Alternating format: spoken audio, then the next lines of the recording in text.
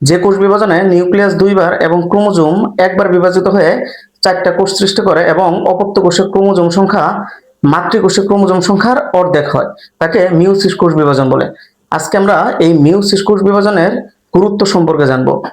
এখন মিওসিস কোষ বিভাজনের যতগুলা গুরুত্ব আছে সেই গুরুত্বগুলো এই যে বোর্ডে লেখা তিনটা গুরুত্বের মধ্যেই সীমাবদ্ধ। এক নাম্বার আছে জনন কোষ সৃষ্টি করে। তো এটা আমরা জানার চেষ্টা করি। দেখো, একটা জনন মাতৃকোষ থেকে জনন কোষ সৃষ্টি হয়, মানে জনন মাতৃকোষ থেকে শুক্রাণু কিংবা ডিম্বাণু সৃষ্টি হয়। দেখো, এটা যদি পুংজনন মাতৃকোষ হয়,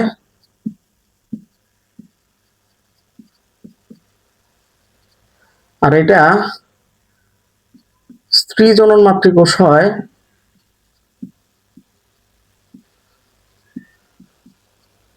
তাহলে এই পুংজনন মাতৃকোষ থেকে পুংজনন কোষ সৃষ্টি হবে। পুংজনন কোষ বা শুক্রাণু। আর এই যে স্ত্রী জনন মাতৃকোষ থেকে স্ত্রী জনন কোষ বা ডিম্বাণু সৃষ্টি হবে। এখন দেখো, এই যে পুং জনন মাতৃকোষ, এটা কি ডিপ্লয়েড, মানে 23 জোড়া ক্রোমোজোম আছে, ঠিক আছে।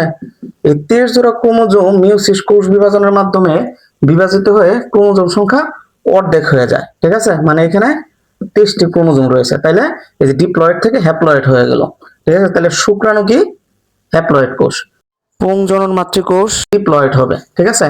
এখন দেখো, এই যে স্ত্রী জনন মাতৃকোষ, এইখানে ক্রোমোজোম আছে 23 জোড়া, ঠিক আছে। যেহেতু মিওসিস কোষ বিভাজনের মাধ্যমে ক্রোমোজোম সংখ্যা অর্ধেক হয়ে যায়, তো এই যে স্ত্রী জনন কোষ বা ডিম্বাণুতে ক্রোমোজোম সংখ্যা হবে 23টি, মানে হ্যাপ্লয়েড, ঠিক আছে। তাহলে এই যে স্ত্রী জনন মাতৃকোষ কিংবা এই পুংজনন মাতৃকোষ থেকে তোমার হ্যাপ্লয়েড পুংজনন কোষ স্ত্রী জনন কোষ সৃষ্টি হয়েছে, ঠিক আছে। তারপর 2 নম্বরে আছে হলো কি প্রজাতিগত স্বকীয়তা রক্ষা করে। এখন দেখো, এই যে 23টি ক্রোমোজোম, এই 23টি ক্রোমোজোম দুইটা পরস্পর একত্রিত হয়ে জাইগোট সৃষ্টি করবে। জাইগোট সৃষ্টি করবে। এখন দেখো, এই জাইগোটে ক্রোমোজোম সংখ্যা আছে কয় জোড়া? 23 জোড়া, ঠিক আছে। এটা কি ডিপ্লয়েড। ডিপ্লয়েড। তাহলে দেখো, এই যে পুংজনন মাতৃকোষ, এর ক্রোমোজোম সংখ্যা 23 জোড়া, আর হলো এখান থেকে তোমার যে সন্তান জন্ম নিবে সেটার ক্রোমোজোম সংখ্যা কত হবে? 23 জোড়া হবে। এই যে এইখানে দেখো, স্ত্রী জনন মাতৃকোষের ক্রোমোজোম সংখ্যা ছিল কয় জোড়া? 23 জোড়া। এইখান থেকে তোমার এই যে যে সন্তানটা জন্ম নিল তার ক্রোমোজোম সংখ্যা কয় জোড়া হবে? 23 জোড়া হবে। কারণ কি, এই যে মিওসিস কোষ বিভাজনের মাধ্যমে ক্রোমোজোম সংখ্যা হয়ে যায় 23, আর এখানে হয়ে যায় 23, ঠিক আছে। আর এই 23টি একত্রে যুক্ত হয়ে 23 জোড়া ক্রোমোজোম হয়, মানে ডিপ্লয়েড হয়। এখন দেখো, যদি এই ক্রোমোজোম সংখ্যা অর্ধেক না হইতো তাহলে কি সমস্যাটা হইতো? ধরো যে 2n 2n, এরা পরস্পর একত্রিত হয়ে কি হবে?